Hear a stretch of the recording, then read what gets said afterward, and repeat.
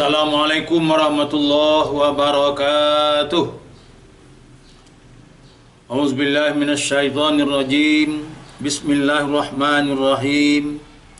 Wa ma kana rabbuka muhliqal qura hatta yab'asa fi ummiha rasula yatslu alaihim ayatina wa ma kunna muhlikil qura illa wa ahluha zalimun. Sadaqallahu azim. Dan tidaklah ada Tuhan engkau akan mencelakakan sebuah negeri kecuali Allah mengutus ke negeri itu seorang Rasul. Rasul itu bertugas menyampaikan ayat-ayat kami, kata Tuhan. Dan tidaklah ada Allah akan mencelakakan sebuah negeri kecuali kalau penduduk di negeri itu telah melakukan kezaliman. Surat Al-Qasas ayat 59. Alhamdulillah wa syukrulillah wassalatu wassalamu ala rasulillah Muhammad Rasulullah sallallahu alaihi wasallam la nabiyya ba'dah. Yang kita hormati bapak-bapak, ibu-ibu, para kaum muslimin rahimakumullah. Walaupun kita tidak bertatapan muka, namun masih kita bisa bertemu dan bersua walaupun dalam forum ini,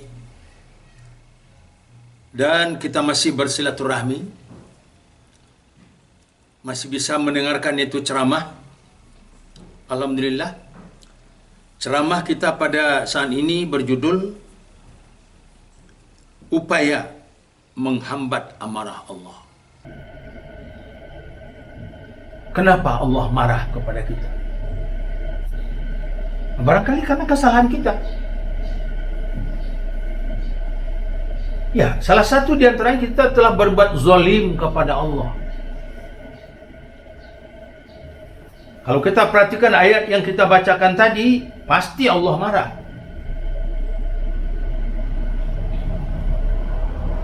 Kenapa? Coba kita amati sekali lagi. Tidaklah ada Tuhan engkau akan mencelakakan sebuah negeri kecuali Allah mengutus ke negeri itu seorang Rasul. Sekarang kita tanya, apakah sudah datang Rasul? Sudah. Sudah bertugas? Sudah. Berkali-kali Rasul katakan dalam hadis beliau, qad balaghtu, sudah saya sampaikan seruan ini. Dijawab oleh sahabat, qala na'am, sudah Rasulullah, sudah engkau sampaikan. Berarti Allah sudah sepantas memberikan malapetaka kepada kita. Namun, selama kita tidak berbuat zalim kepada Allah, Allah tidak akan marah. Sebagaimana dalam hadis qudsi beliau katakan, Rasul pernah berkata begini, uridu an wa'ziba abdi fara'aitu jalisal Qur'an wa amiruhul masjid wa wildanul Islam fayaskutu ghadabi. Saya sebenarnya, kata Tuhan, sudah menginginkan mengazab hambaku ini. Berarti Allah sudah marah dengan kita. Namun, kata Tuhan, fara'aitu jalisal Qur'an, saya masih melihat Al-Quran masih mereka dudukkan. Yang kedua, wa amiruhul masjid, masjid masih berperan. Yang ketiga, wa wildanul Islam, mereka tak melahirkan generasi yang Islam. Apa ujung hadis itu? Fayaskutu ghadabi, berhenti kembali marah saya. Dengan lain perkataan, kalau yang tiga ini sudah tidak ada lagi, Allah akan marah. Dan kalau Allah marah, tidak bisa kita hambat. Tidak satu pun yang bisa menghambat kekuasaan Allah. Sudah kita lihat buktinya, Allah berkuasa. Kaum muslimin rahimakumullah. Jadi kalau yang tiga ini sudah tidak lagi ada di tengah-tengah masyarakat kita, atau itu sudah menjadi kebiasaan hidup dalam negeri kita, apa yang pertama? Mengabaikan Al-Quran.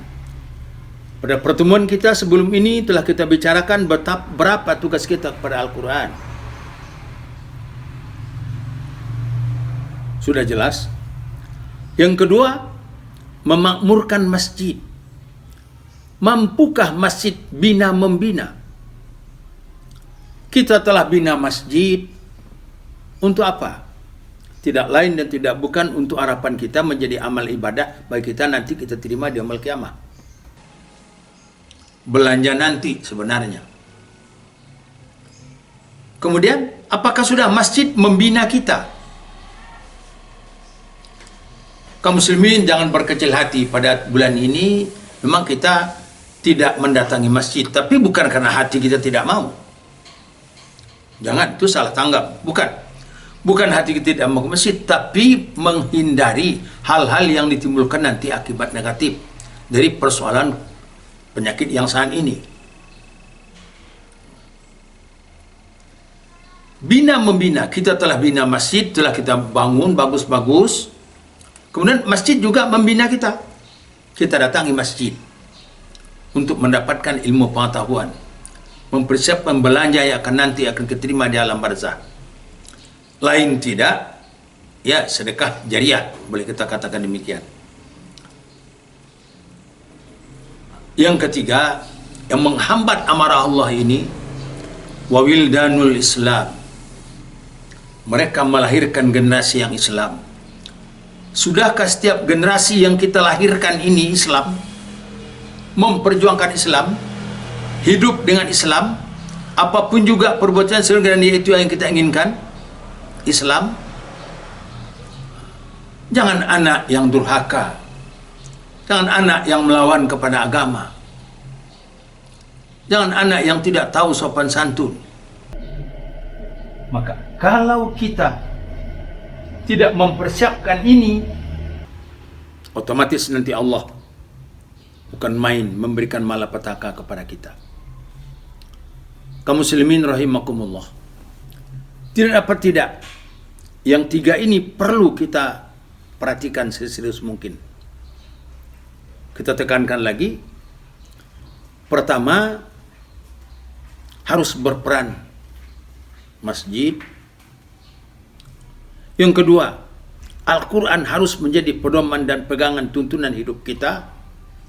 Benarnya begini, kalau hal yang tidak berkenan atau hal yang tidak itu ketemu pada suatu ketika oleh kita, jangan kita tanya kemana-mana, tanya dulu Quran. Boleh apa tidak? Makmurkan masjid, lahirkan generasi yang Islam. Tergantung kepada kita saat ini. Apakah kita ingin selamat hidup di dunia, selamat nanti di akhirat? Maka yang tiga ini perlu kita analisa. Perlu kita tanamkan sebagus mungkin di hati kita masing-masing, sehingga Allah jangan marah kepada kita. Dan kalau Allah marah kepada kita, memperlihatkan amarah Allah, Masya Allah, kan sudah kita rasakan kemarin betapa hebatnya kekuasaan Allah. Dan kekuasaan Allah itu tidak terbatas. Yang berkuasa Dia, dan tidak satu pun bisa menghambat. Tidak bisa. Innallaha ala kulli syai'in qadir. Allah dalam segala persoalan sangat kuasa. Karena kekuasaan Allah itulah perlu kita hambat. Jangan sempat Allah menunjukkan amarahnya lagi kepada kita. Ulangi kaum muslimin, mari kita selamatkan diri kita. Kita selamatkan anak cucu kemenakan kita. Dengan apa? Yang tiga itu jangan lupa. Pertama, dudukkan Al-Quran. Ketiga, makmurkan masjid. Keempat, lahirkan generasi yang Islam, generasi yang mampu menyelamatkan kita hidup di dunia dan juga nanti hidup di akhirat. Bagaimana caranya? Insya Allah di lain kesempatan, bagaimana generasi supaya generasi Islam akan kita bicarakan. Banyak maaf, akhirul kalam. Assalamualaikum warahmatullahi wabarakatuh.